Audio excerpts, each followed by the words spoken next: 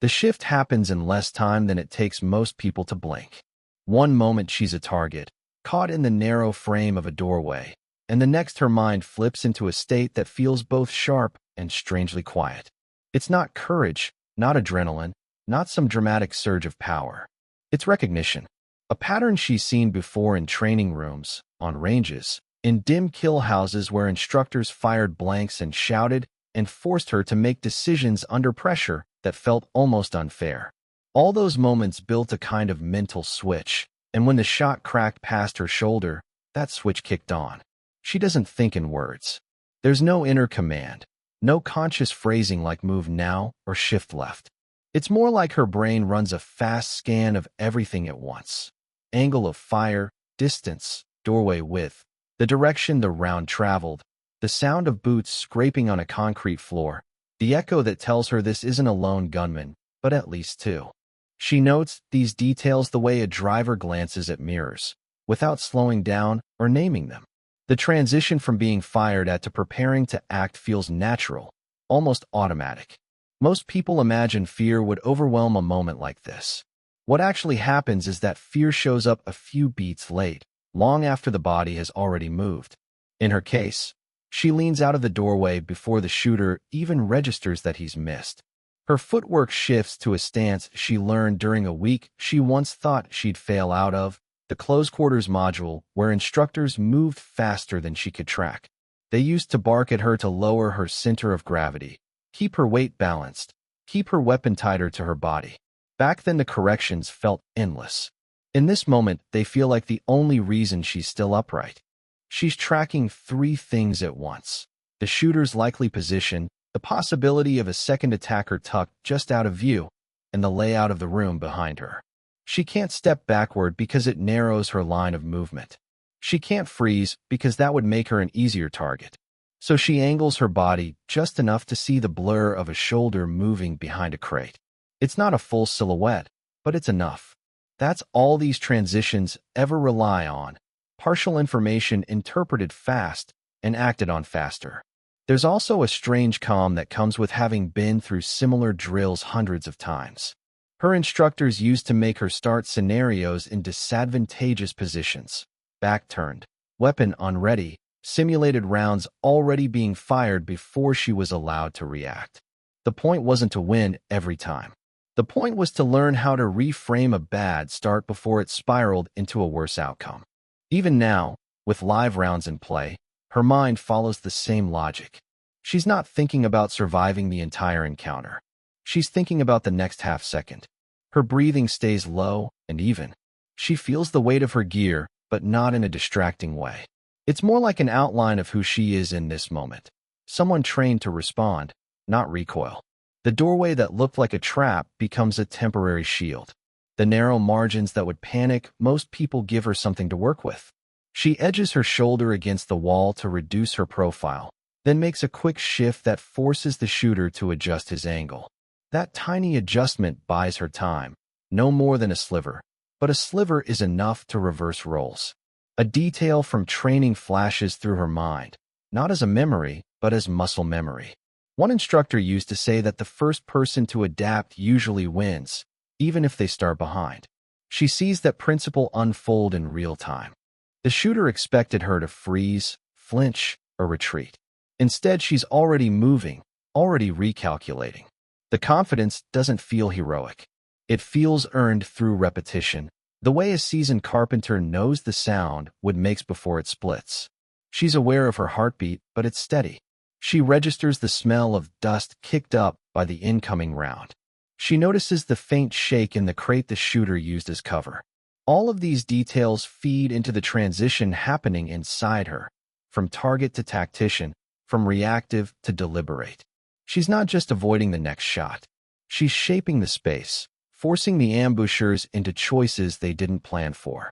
This moment becomes the hinge point, the place where what looked like a clean hit for them becomes something entirely different because she refused to stay where the bullet intended her to remain. Training overriding panic isn't a dramatic inner battle. It's more like an old habit stepping forward and taking the wheel before emotion gets a vote. When the shot cracked through the air, The natural human response would have been to freeze or dive for whatever cover was closest. That instinct is strong, wired into anyone who's ever been startled. But for her, the instinct that wins is the one built through years of repetition, long days on ranges, and nights in shoot houses where mistakes meant stinging paint rounds, and instructors who never let an error slide. The first thing that happens isn't fear. It's alignment. Her body shifts into the same stance she's held 1,000 times. Feet angled for balance, shoulders square, hands steady. She doesn't think about doing any of it.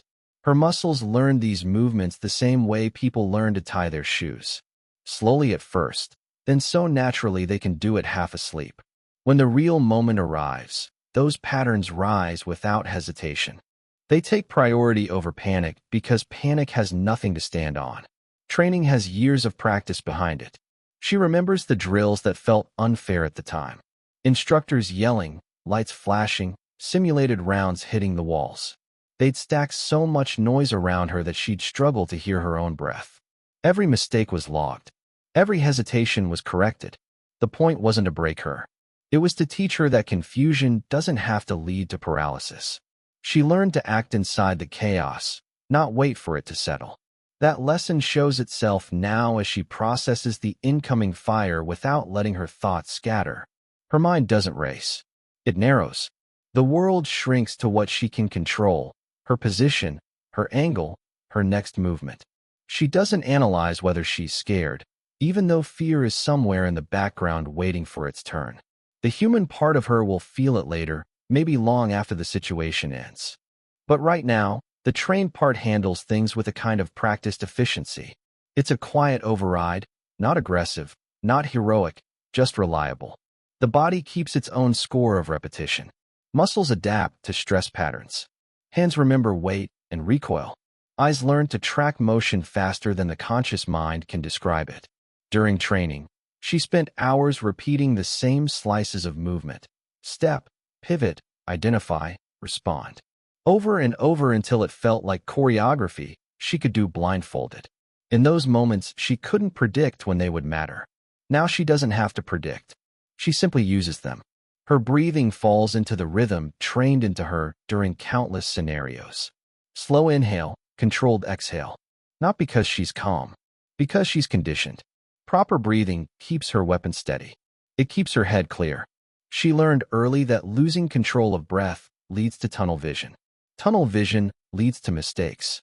Mistakes, in situations like this, lead to outcomes that can't be undone. So even as someone is firing at her, her breath stays consistent, as if her body refuses to betray her. There's also the way time stretches for her, a side effect of training the brain to parse more information at once. When she first started, she described these moments as blurry and overwhelming. Over the years, the blur slowed. She began to notice details she once missed. The angle of a shooter's stance, the slight delay before a second round, the way sound bounces in confined spaces. These small pieces form a map she can read faster than panic can interfere. The strongest effect of training, though, is that it removes the question of what should I do. She already knows. There's no debate inside her, no weighing pros and cons while bullets tear through the air. She's already moving along the path her training laid out. She shifts her weight, adjusts her position, and prepares to counter. Every action flows from earlier hours spent sweating through gear, correcting mistakes until they became the minority instead of the norm. Panic is loud. Training is steady. Panic wants everything to happen at once. Training breaks the moment into parts she can handle. She follows that structure now. First stabilize, then orient, then act. It's simple, almost too simple for how violent the moment feels. But simplicity is exactly what keeps her alive. The mind grasps the pattern, the body obeys it, and the panic is shoved to the side because it has no practical use here. She isn't trying to be fearless. She isn't chasing some idea of bravery. She's doing what she spent years preparing to do. Her hands don't shake. Her decisions don't wobble. The round that just missed her shoulder could have triggered panic in anyone else, but in her it only triggers the reflexes sharpened through thousands of repetitions. Those reflexes step in, take command, and steady her long enough to respond with precision rather than fear. Reading an ambush in real time isn't a cinematic moment where everything becomes crystal clear. It's a stream of fragments arriving all at once, and she has to interpret them faster than the people trying to kill her can act on them. The first clue is always the shot, but the shot is only the beginning. The real information comes from everything surrounding it. The direction of the muzzle flash, the pitch of the sound, the debris kicked up at her side. Each detail slips into place before she consciously processes it. Her mind builds a rough sketch of the scene, the way a sketch artist starts with light pencil marks before filling anything in. She's aware that the shooter wasn't directly in front of her. The round didn't travel straight into the doorway. It came at a slight diagonal, which means he positioned himself off-center, probably behind whatever cover the room offered. That alone tells her something important. He expected her to walk in blind. He counted on surprise being the only weapon he needed. That confidence narrows the list of likely hiding spots. Someone expecting a clean hit usually chooses the closest cover to the entrance, not a far corner. They want a quick escape if things go wrong. They want to control the angles. She logs that without pausing. The echo helps her place distance. A shot fired in a tight hallway sounds different than one fired from inside a wider room. She hears the hollow punch of the round and the way it bounces off the left wall. That bounce tells her he's not too far in. There's space on his right side, maybe shelving or a crate, something solid enough to support the sound. These tiny notes, nearly invisible to anyone untrained, become markers she uses to outline where he must be standing. There's also movement. Not big movement, just the subtle shift of weight that people make after discharging a weapon. A quick lean back, a small step, the instinctive recoil that pushes a shooter off balance for a split second. Even if the attacker thinks he's silent, she hears something that isn't part of the room's normal rhythm. A scrape of boot rubber against concrete. A faint rustle of clothing brushing against the surface. People reveal themselves when they think they've already won. She counts on that. A second sound follows. Not another shot. A soft thud, lower in tone. She knows immediately this isn't the same shooter. It's someone repositioning. The cadence is wrong for reloading. It's the noise someone makes when shifting to a better angle, trying to tighten the trap. That confirms the ambush wasn't a lone gunman with bad timing. There are at least two, maybe three, but two is enough to change her priorities. Instead of pushing forward, she needs to widen her perspective.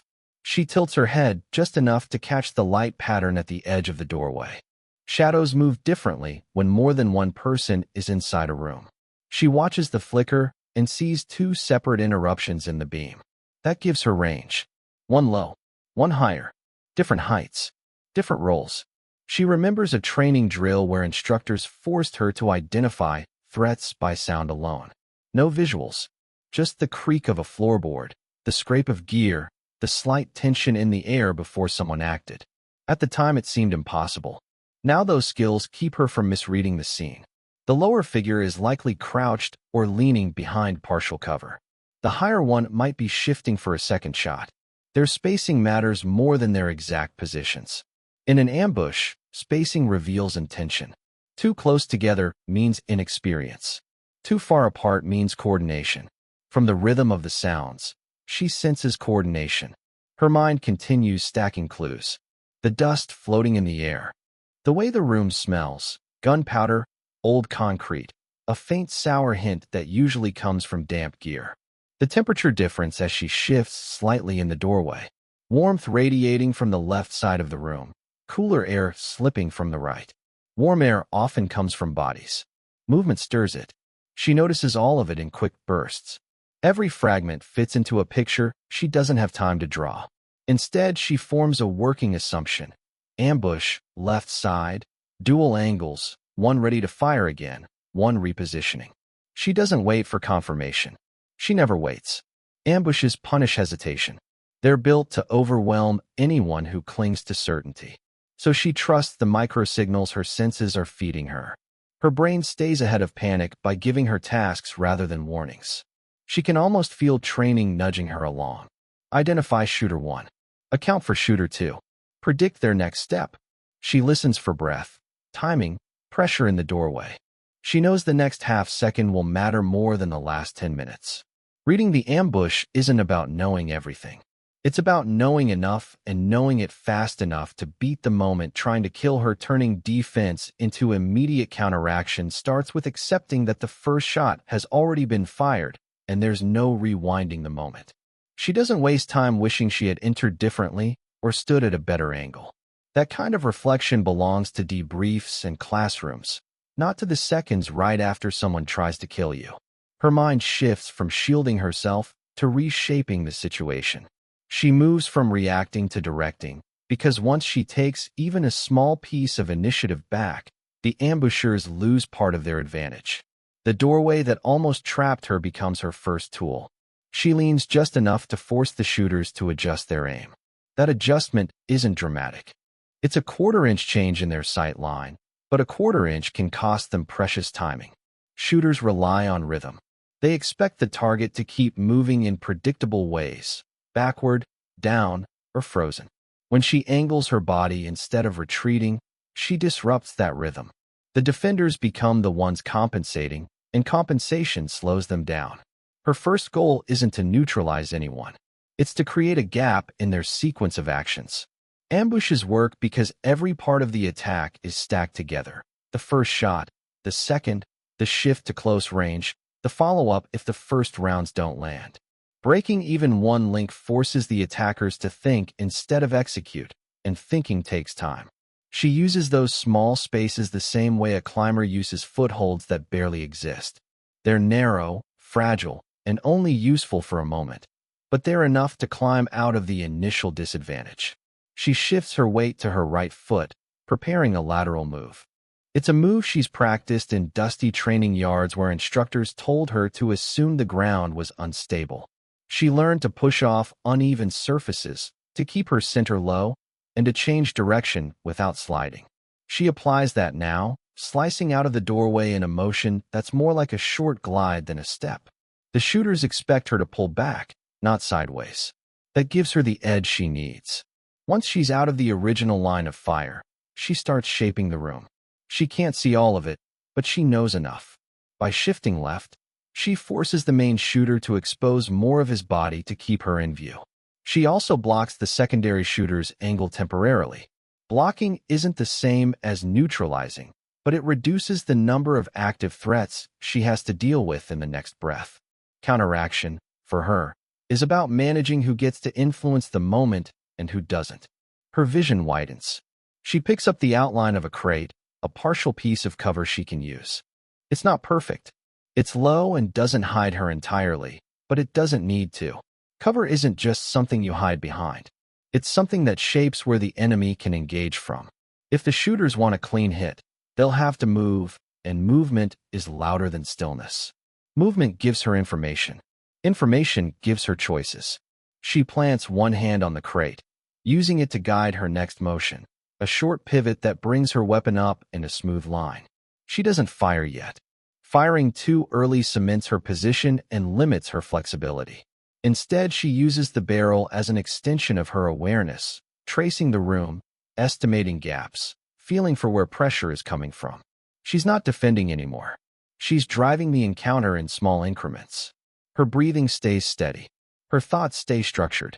She focuses on what she can influence, not the danger itself. She knows the shooters are recalibrating. They're adjusting positions, maybe whispering instructions, maybe trying to flank.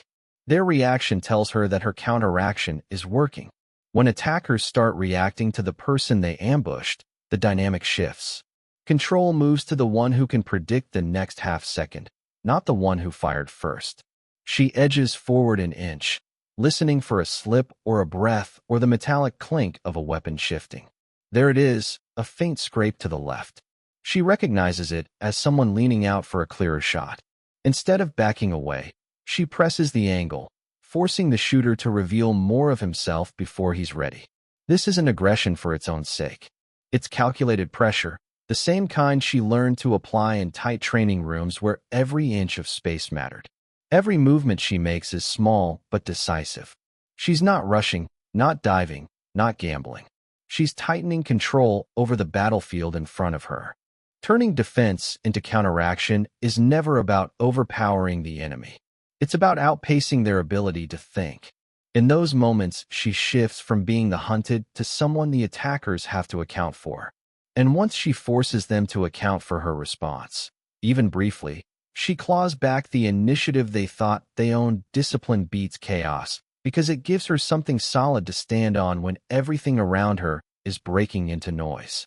The ambush is loud, fast, and messy. The shooters are counting on that mess to overwhelm her, to stack split-second pressure on top of confusion until she slips. Chaos works well on people who rely on instinct alone, people who try to improvise their way through danger. But she isn't improvising. She's following a structure she's rehearsed in pieces for years, a structure built to hold up under exactly this kind of pressure. Her discipline shows first in the way she manages her attention. She doesn't let all the information rush her at once. She filters it. She separates relevant from irrelevant in a way that looks calm from the outside, but is actually the product of thousands of small corrections made during training. Instructors used to force her to repeat drills until she could pick out a single detail in a room full of distractions. A dropped shell casing, a shifting shadow, a breath drawn too fast. Those exercises didn't feel useful back then. Now they give her the ability to maintain a clear thread even as the room explodes into sound. She holds to her fundamentals: footing, angle, breathing, weapon position. For things that don't change, no matter how much the situation does, chaos tries to pull her away from them. It tempts her to rush, to fire before she's ready, to lunge toward the nearest cover because it feels safer. Discipline keeps her still for a second longer, grounded enough to make choices that matter instead of reacting to fear. She knows panic creates motion that looks like action, but usually leads to mistakes. Discipline creates intentional movement, and intentional movement keeps her alive. Her breathing is one of the strongest anchors she has. In moments like this, most people's breath spikes into short, frantic pulls. She keeps hers slow and controlled because she's trained it to behave under stress. Years of physical drills have taught her that breath is the first part of the body to betray you, and the quickest to bring back under control if you pay attention to it. When she feels the chaos pressing in, she uses a single long exhale to steady her aim and her mind. It's not a dramatic act. It's practical. Steady breath, steady sight lines. Steady sight lines lead to clear decisions. Chaos also tries to draw her focus outward, to make her chase every sound, every motion, every possible threat at once. If she followed that pull, she would spread her attention too thin. Instead, she lets discipline narrow her focus to what she can influence immediately. She doesn't need the whole room. She needs the next angle, the next target, the next measurable action. She builds order inside the moment, one small piece at a time, even while the attackers try to drown her in uncertainty. Her restraint matters as much as her speed. It's easy to mistake discipline for hesitation, but the difference becomes clear in these seconds. Hesitation is stopping because you don't know what to do. Discipline is pausing because you do know what to do and you're making sure the conditions match your intention. When she waits half a beat before shifting to the crate, it's not fear. It's calculation. She's aligning her movement with the rhythm she anticipates from the shooters. She's waiting for the exact moment when they commit to their angles so she can exploit the gap. The calm she displays isn't natural. It's built from repetition. Her judgment stays intact because she doesn't let adrenaline make her decisions for her. Adrenaline pushes for fast, sweeping action. Discipline pushes for precise, controlled action. She chooses precision. She doesn't spray rounds into the room, even though it might feel satisfying. She doesn't dive for deeper cover, even though it might feel safer. She trusts the principles she's practiced: small steps, tight angles, controlled breath, minimal exposure. Those principles don't care about how chaotic the moment feels. They work regardless. The attackers, on the other hand, start to break under their own chaos. They expected a quick hit, a clean ambush, a target that stayed predictable. When she refuses to fall into that pattern, their plan frays. One shooter shifts too early. Another leans too far. Their motions grow harsher, less coordinated. Chaos turns on them because they never needed discipline to execute their plan, only surprise. Once that surprise fades, they're forced into a kind of improvisation they aren't built for, and she can read every sloppy adjustment they make. Her discipline becomes the quiet advantage the attackers didn't expect. It outlasts their initial surge. It absorbs the shock of the first rounds and turns the encounter into something she can manage one step at a time. She's not fighting the chaos with force. She's outlasting it by refusing to let it dictate her decisions. And every second she holds her structure, every breath she controls, every movement she grounds in training, the balance shifts further in her favor. What faster than bullets means in practice has nothing to do with outrunning around. No one moves quicker than a projectile. What she does move faster than is the chain of decisions that leads someone to fire that shot. She reacts before the shooter finishes committing to his next move. She thinks inside a smaller window of time than he does. That's where the real speed lies. It's not physical. It's cognitive. It's the ability to interpret a threat and respond before the person creating the threat realizes the moment has shifted out of his control. The instant the first round passes her shoulder, her brain is already ahead of the shooter's next intention. He's expecting her to freeze or drop. People do that. It's predictable. If she did either of those things, he would only need to realign his aim and fire again. But she's already moving in a direction he didn't plan for.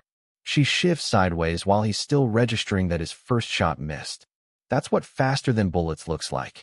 It's acting during the tiny gap between his action and his recognition of the outcome. She relies on a form of processing speed that comes from training, not talent. During years of work, she learned to read threats in fragments. The angle of a muzzle, the direction of a sound, the tone of a breath, the twitch before a trigger pull. Most people need full context before they act. She needs only a sliver. When the sliver appears, she doesn't hesitate. That's another way she moves faster. She eliminates the hesitation step most people insert before commitment. Hesitation is a luxury she's trained out of herself. She also works in micro decisions, not big ones. Instead of thinking, "How do I survive this whole encounter?" she thinks, "How do I survive the next half second?" Half seconds are manageable. Half seconds don't overwhelm. Half seconds keep her inside a zone where her reactions stay clean and quick. The attackers think in bigger chunks. They're waiting for outcomes. They want the shot to land. They want her to fall. They're thinking ahead, but in the wrong way. She's thinking inside the current instant, and that makes her faster. Her movements reflect this. She doesn't rush. Rushing is actually slower because it creates extra noise and wasted motion. Every inch she moves is tight, controlled, and built from practiced pathways. She cuts distance without stumbling. She shifts her weight without broadcasting it. The shooters don't see her full intention until she's already there. From their perspective, she looks fast. From her perspective, she's just removing everything unnecessary until speed remains. She notices details that make her faster too. The light in the room, the shadow angles, the echo pattern. These aren't dramatic clues. They're small pieces that give her a sense of timing. Timing is the real form of speed. If she knows when someone is about to lean or when someone is about to fire, she can preempt them. It doesn't matter that they're holding the weapons. She's holding the tempo. Controlling tempo makes her feel faster than the people who initiated the attack. What also helps her is that she doesn't wait for confirmation. Most people want proof before they act. She moves on probability. If she's 90% sure a shooter is shifting left, she doesn't wait for the full silhouette. She adjusts then. Acting at 90% is faster than acting at 100. That gap is where she wins. Not through force, through early commitment. Her awareness expands and contracts as needed. When she needs a wide view, she takes in the full room. When she needs precision, she narrows to a single angle. This flexibility means she never wastes attention on what doesn't matter. Speed isn't just about motion. It's about not thinking about unnecessary things. Clearing mental clutter makes her mind move quicker than the attackers expect. She also recovers faster from surprises. Even if something doesn't go exactly the way she predicts, she doesn't freeze. She absorbs the new information and shifts. Attackers often depend on their opponent being stuck in the first surprise. They assume the shock will hold for seconds. She reduces that shock to a blink. That's speed the shooters can't match. To the attackers, it feels like she's everywhere at once. They fire, adjust, check their angle, and by the time they're ready for the next step, she's already altered the layout of the encounter again. They can't get ahead of her because she doesn't give them the chance to build momentum. They're always reacting to her, even though they fired first. Being faster than bullets is really being faster than the minds behind the bullets. Faster at reading, faster at deciding, faster at adapting, faster at stripping a chaotic moment down to something she can use. While they're still caught inside the plan they rehearsed, she's already rewriting the moment into something else entirely.